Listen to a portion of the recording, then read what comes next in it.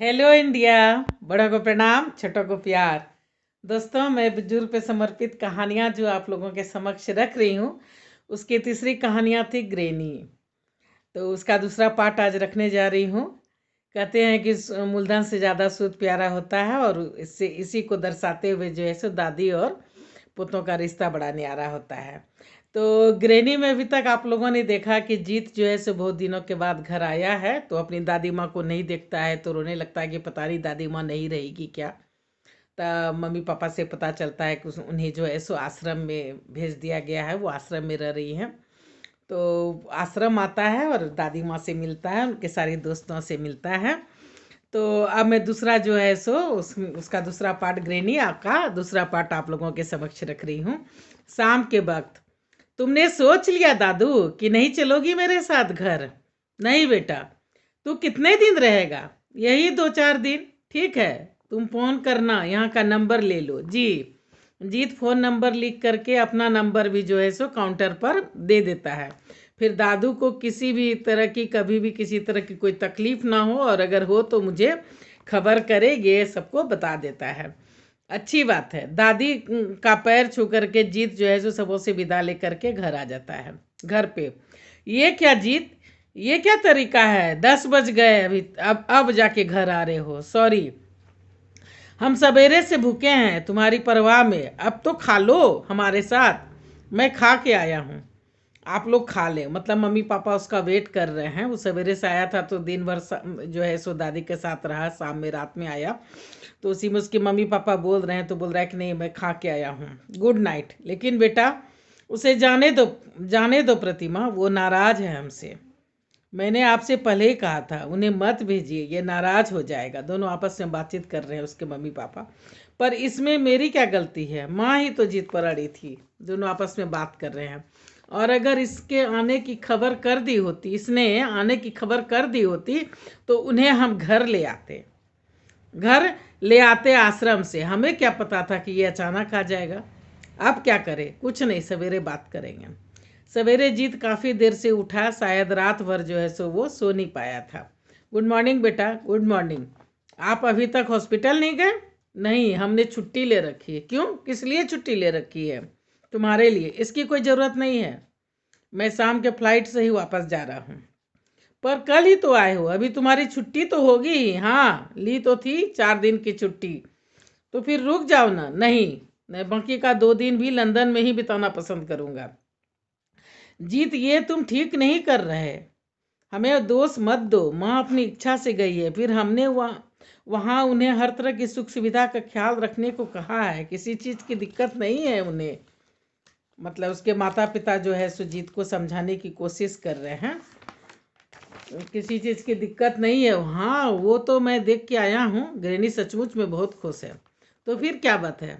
पर मैं आप लोगों के इस फैसले से खुश नहीं हूँ। पर क्यों? बेकार की बहस मत करें आप, प्लीज़। आप अपना काम करें, मैं दिन भर घर में ही रिलैक्स करना चाहता हूँ। चंदन जी भैया, मेरा नाश्ता मेरे कमरे में ले आओ। मतलब नौकर को आवाज़ लगाता है जीत। उसका मूड काफ़ी ख़राब है, मम्मी पापा से बात नहीं करना चाह रहा है।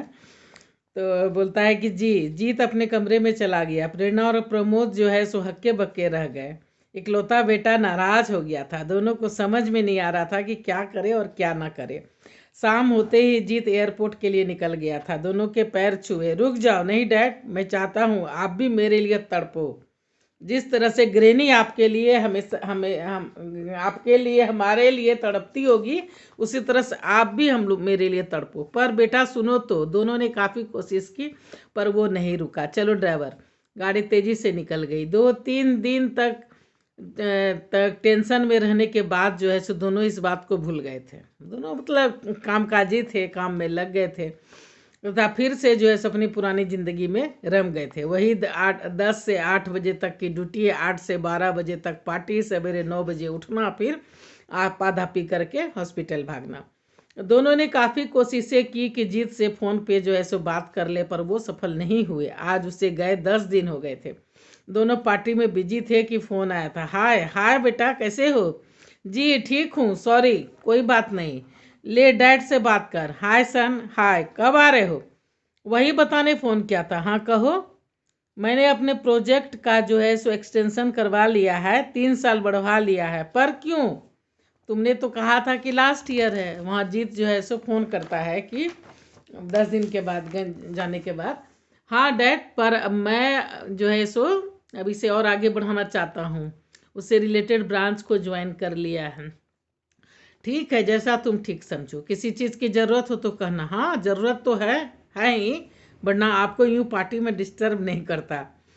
पार्टी वो कोई बात नहीं डैड, मैंने इन 10 दिनों में बहुत कुछ सोचा है। शायद आप लोग सही हो, हर इंसान को अपनी ज़िंदगी अपने ढंग से जीने की आज़ादी मिलनी चाहिए। फिर मेरी ग्रैनी से रोज़ बातचीत होती है, वो खुश है या खुश होने का नाटक कर रही है। खैर जो भी हो, मुझे अब कोई एतराज़ नहीं है। थैंक यू बेटा, थैंक यू। हम दोनों के सर से काफ़ी बड़ा बोझ हट गया। हाँ कहो, क्या काम था? मुझे 50 लाख रुपये चाहिए। वो किस लिए? वही प्रोजेक्ट पे खर्च करने के लिए। मैनेजमेंट का कहना है कि वो पूरा रिस्क नहीं ले सकती। हम चारों पार्टनर को मिल करके आधा रिस्क कवर करना होगा। ठीक है, मैं तुम्हारे अकाउंट्स में पैसे डलवा दूंगा, कल तक पहुंच जाएंगे। बाय डैड, बाय बेटा। जीत अपनी जीत पर जो है सो अड़ा रहा। प्रेरणा प्रमोद बार बार जिद करते, आ जाओ, पर वो कुछ ना कुछ बहाना जो है सो बनाता जाता। वो 2-4 रोज में फ़ोन करके खोज खबर ले लेता था, अपनी भी खबर दे देता था, पर आने की बात पर जो है सो वो मुकर जाता। ये दोनों दंपति भी काम में मशगूल रहते, चाहते हुए भी बेटे से मिलने नहीं जा पाते। दोनों की आंखें भर जाती, जीत की बातें याद आ जाती। फिर भी आप भी मेरे लिए तड़पे। उन दोनों को करते भी क्या, काम से भी फुर्सत नहीं मिलती थी। जीत जो बोल के गया था कि जिस तरह से ग्रेनी हम लोग के लिए तड़पेगी तो आप भी तड़पे, ये कह के जो गया था, तो दोनों माता पिता को यही बात जो है सो हमेशा जो ऐसे दिमाग में घूमते रहती थी। लेकिन फिर भी क्या करें, वो लोग इतना बिजी थे दोनों कि फुर्सत भी नहीं मिलती थी कि जा करके लंदन ही उससे भेंट कर ले, नहीं जा पाते थे। और काम करने के बाद जो है सो छुट्टी अगर मिलती भी थी 2-4 रोज की, तो थकावट इतनी होती थी, घर के इतने सारे काम पेंडिंग में होते थे कि वो लोग चाह करके भी नहीं जा पाते थे। और ऊपर से अब उन लोग की भी अब उम्र हो चली थी। देखते ही देखते 4 साल बीत गए थे। दोनों खुश थे, चलो अब जीत हमेशा के लिए वापस आ जाएगा, फिर आ करके अपना हॉस्पिटल जो है सो संभाल लेगा। पर दोनों की इच्छा पर पानी फिर गया था। जीत ने वहीं अमेरिका में ही सेटल होने की बात कह दी थी। मैंने यहीं ज्वाइन कर लिया है। दोनों ने काफ़ी समझाने की कोशिश की, पर कामयाब नहीं हो पाए थे। इधर 3 महीने से जो है सो उसका कुछ भी पता नहीं था।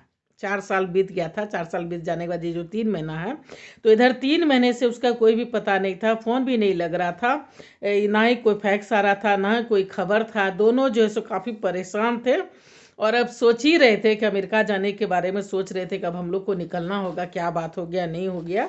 जिससे जो है सो कोई कांटेक्ट नहीं हो पा रहा है। हेलो मम्मा, प्रेरणा रो दी थी। ये क्या, ये कैसी सजा दे रहे हो? मुझे 3 महीने से तुम्हारी कोई खबर नहीं है। हम दोनों आ रहे हैं तुम्हारे पास, परसों की फ्लाइट है। हाँ आ जाइए, मुझे तो छुट्टी नहीं मिलेगी। कहाँ था तू? फ़ोन भी नहीं लग रहा था। हाँ मॉम, सो तो है, मेरा फ़ोन खो गया है, दूसरा लिया है। हाँ तो खबर तो करनी चाहिए थी। खबर करने के लिए भी तो फ़ोन किया है। मैं हनीमून मनाने जा रहा हूँ, मैंने शादी कर ली है। शादी कर ली है? हमें बताया तक नहीं। कौन है वो लड़की? बिलायती? हाँ मॉम, हमारी कंपनी के मालिक की बेटी है। हम बहुत खुश हैं। पर तुमने ऐसा क्यों किया? कम से कम बता तो देते। क्या बताता? क्या आपको पता है ग्रेनी कैसी है? ग्रेनी क्यों, ठीक ही होगी। क्या हुआ उन्हें? आप कब से नहीं मिली उनसे? यही कोई, क्यों याद नहीं आ रहा है ना मॉम? आप उनसे 4 साल से नहीं मिली हैं।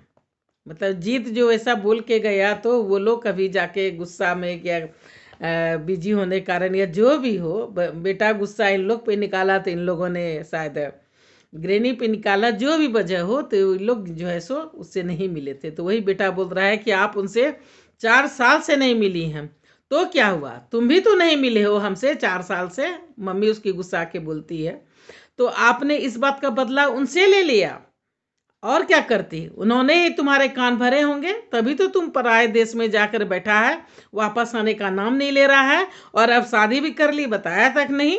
ये भी कोई बात हुई? जीत फूट फूट कर रो पड़ा। मैं लाख चाहूँ मम्मा, पर अपनी सभ्यता और संस्कार नहीं छोड़ सकता। मैंने तो सोचा था शायद मेरे इस फैसले से आपको अपनी गलती का एहसास हो, और आप अपनी भूल को सुधारने की कोशिश करें, ग्रैनी को वापस ले आएंगे। पर नहीं, आपने तो उल्टा ही किया। मेरा गुस्सा उन पे निकाला, ना ही कभी उनकी खबर ली, ना मिलने गए। मैं 1 महीने से वहीं था। ग्रैनी बहुत बीमार थी, फिर चल बसी। अभी अभी उनके सारे कर्म करके मैं इंडिया से वापस जा रहा हूँ।